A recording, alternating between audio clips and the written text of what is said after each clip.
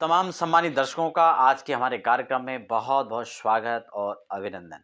आप सबको राधे राधे। आज हम मित्रों बात करेंगे कि अगर आप गृह प्रवेश कर रहे हैं तो गृह प्रवेश में अक्सर जो प्रश्न उठ करके आता है कि कौन कौन सी पूजाएं हैं जो हमें गृह प्रवेश से पहले करनी चाहिए या गृह प्रवेश के समय करनी चाहिए। क्या क्या विधियां हैं जो हमें फॉलो करना चाहिए, कौन से नियम, कौन से ऐसी खास विधियां हैं जो हम गृह प्रवेश के समय हमें ध्यान में रखनी चाहिए। ऐसी ही तमाम शास्त्रीय जानकारी के साथ आज के कार्यक्रम में हम लोग आगे बढ़ेंगे।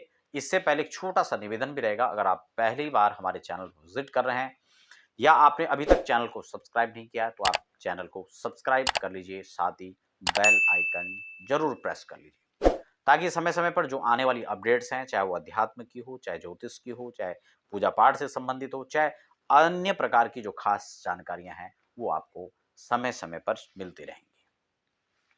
अब जो प्रश्न है कि गृह प्रवेश में कौन-कौन सी पूजाएँ मुख्य और प्रमुख हैं?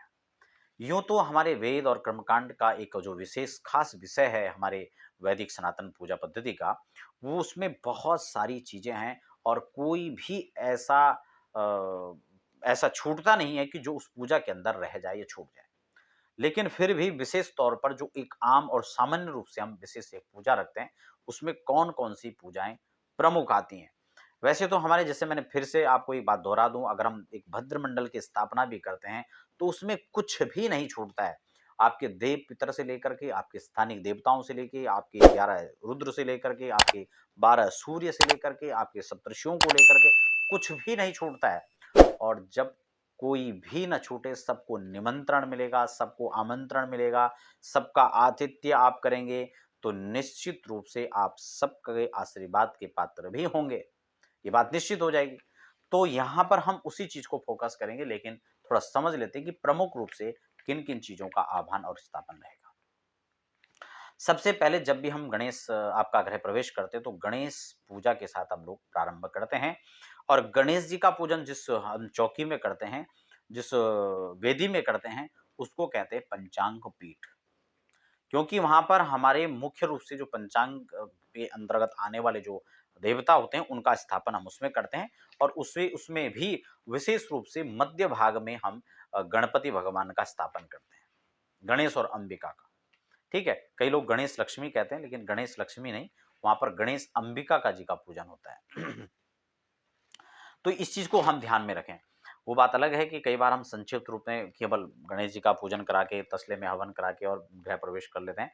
मैं फिर से बार-बार इस बात को दोहराता हूँ और मेरा ये प्रयास भी रहता है कि आप सब भी इस बात को ध्यान रखें कि केवल लोहे के पात्र में हवन करके गृह प्रवेश ना करें। इस बात को खुद भी ध्यान में रखें और अपने जो संपर्क में लोग आते हैं, उनको भी ये बातें बताएँ। वो लोग जानते हैं जब हम आपके यहाँ विशेष रूप से गृह प्रवेश वास्तु शांति का पूजन करवाते हैं तो लगभग 3 हवन तो प्रत्येक घर में होते ही होते हैं, करवाते ही करवाते हैं और मुख्य हवन एक अलग से होता है, ठीक है ना? तो ये सब चीज़ें ख़ैर अलग विषय है। आज मैं कौन-कौन सी पूजा प्रमुख हैं उस पर फ़ोकस करूँगा ख़ासकर। तो सबसे पहले पंचांग पीठ की स्थापना करनी है। पंचांग पीठ की जब आप स्थापना कर रहे हैं तो एक चौकी आपको लेनी है। उसका साइज़ आप थोड़ा छोटा-बड़ा भी चल सकता है, लेकिन आयताकार में हो तो ज़्यादा अच्छा है। प्रमाणिक साइज़ हो तो और अच्छा है, वो चौकी के अकॉर्डिंग आप रख सकते हैं। उन लोगों को हम प्रॉपर एक स्टैंडर्ड साइज़ 1.5 बाई 2 का जो एक चौकी है उसको हम रखने का जो है उनको कहते हैं, उसकी व्यवस्था के लिए कहते हैं। कारण क्या होता है, क्योंकि भद्रमंडल 2 बाई 2 का होता है, यानी 2 फीट चौड़ा और 2 फीट लंबा। तो उसी हिसाब से उसको 1 फीट, आधा फीट आप कम कर लीजिए, तो 1.5 बाई 2 की चौकी होगी। उसमें आप या तो सफ़ेद कपड़ा बिछा लें, सफ़ेद ना हो तो आप पीला बिछा लें, पीला ना हो तो आप लाल भी बिछा सकते हैं। लेकिन पीला और सफ़ेद अक्सर ज़्यादा उसमें आप प्रयोग में ले सकते हैं। वो थोड़ा-सा क्रीम हो सकता है, थोड़ा पिंक हो सकता है, वो भी चलेगा, कोई दिक्कत नहीं है उसमें। वो आप एक विशेष आकर्षक एक आसन के तौर पर कैसे आप देवताओं को विशेष आसन बना करके स्थापित कर सकते हैं, वो उस चीज़ के लिए।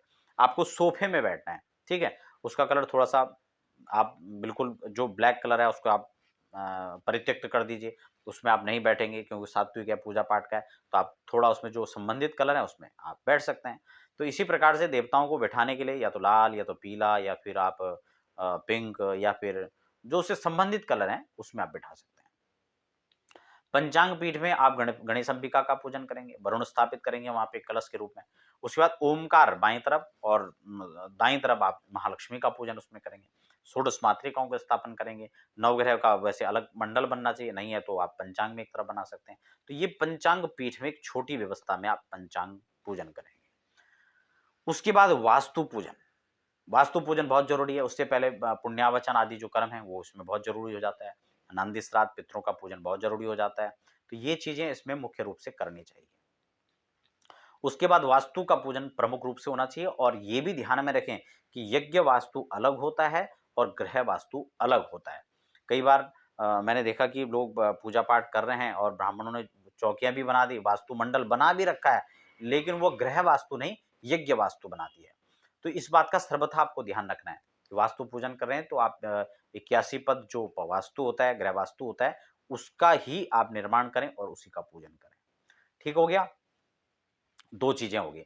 उसके बाद आपको जो है क्षेत्रपाल देवता का प्रधान पूजन आपको उनका भी, क्योंकि आप किसी भी क्षेत्र में जा रहे हैं तो वहां के क्षेत्रपालक से तो आपका कम से कम उनसे तो संबंध स्थापित होने चाहिए, उनसे तो इंटरेक्शन आपका होना ही चाहिए। तो उनसे भी आप परिचय करें कि हम आपके क्षेत्र में आ रहे हैं, आपके आसपास एरियाज में आ रहे हैं, तो हमारा आप ध्यान रखिए, हमारे ऊपर आप कृपा बनाए रखें। तो उनका आप जो है जो 49 क्षेत्रपाल हैं उनका आप पूजन करें, क्योंकि वही क्षेत्र के प्रजापालक हैं, वही वहाँ के रक्षक हैं। तो उनसे आपको मिल करके उनका स्थापन करके उनकी पूजा उनकी भेंट जो है उनको देनी चाहिए और उनको स्वीकार करके उनसे प्रार्थना करनी चाहिए। ठीक हो गया?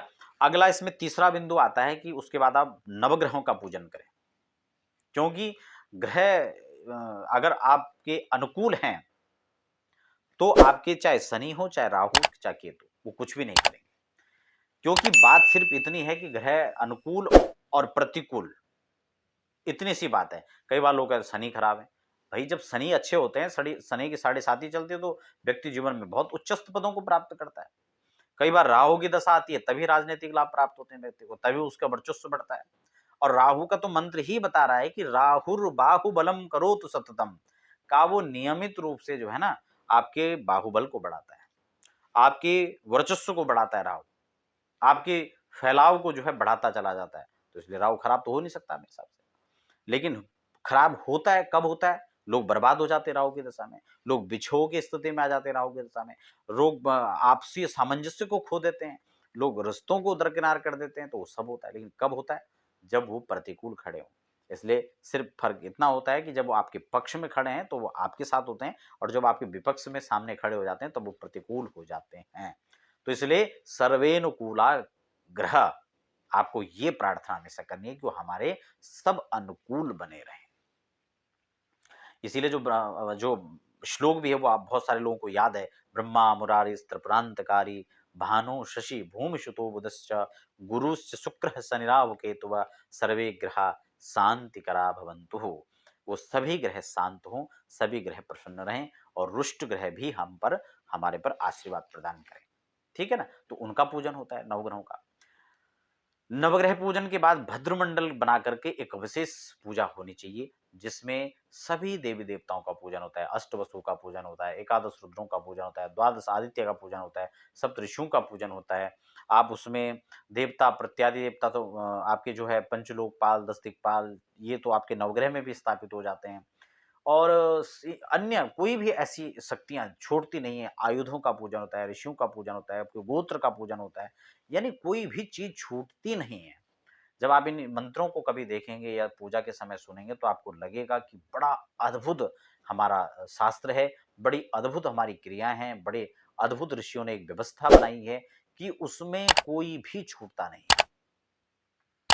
और पूजन का इतना ही मतलब होता है कि हम इन सबको इनके अनुरूप उनको भेंट प्रदान करें, उनकी सेवा हम कर सकें, उनको चंदन बंदन के साथ हम उनको स्थापित कर सकें और उनकी सेवा सत्कार के बाद हम उनका आशीर्वाद ले सकें। इतनी ही पूजा है। बाकी पूजा का विशेष ये नहीं कि हमने फूल चढ़ा दिया, हमने तिलक लगा दिया और बस हम इसी को पूजा समझ बैठे।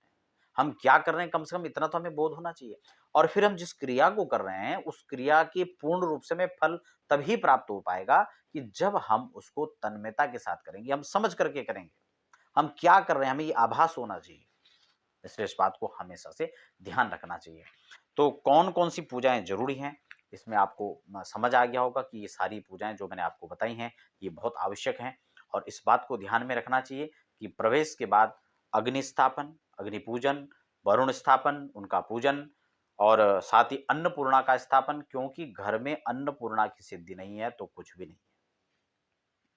अगर जल आपका औषधि का काम नहीं कर रहा है, तो उसी जल से अनेक बीमारियाँ उत्पन्न हो सकती हैं और जल आपके लिए औषधि है, तो अनेक बीमारियाँ उस जल से ठीक भी हो सकती हैं। इसलिए उसका पूजन, उसकी स्थापना बहुत ज़रूरी है। घर में रिद्धि-सिद्धि का वास, आपके घर में पैसा तो बहुत आता है लेकिन टिकता नहीं है, ये बड़ी समस्या होती है। आपके घर में सब कुछ ठीक-ठाक चल रहा है, बीमारियाँ पीछे नहीं छोड़ रही हैं। कई बार सब कुछ यथावत ठीक चलने लगा था, अचानक से रुकावटें आ गई हैं।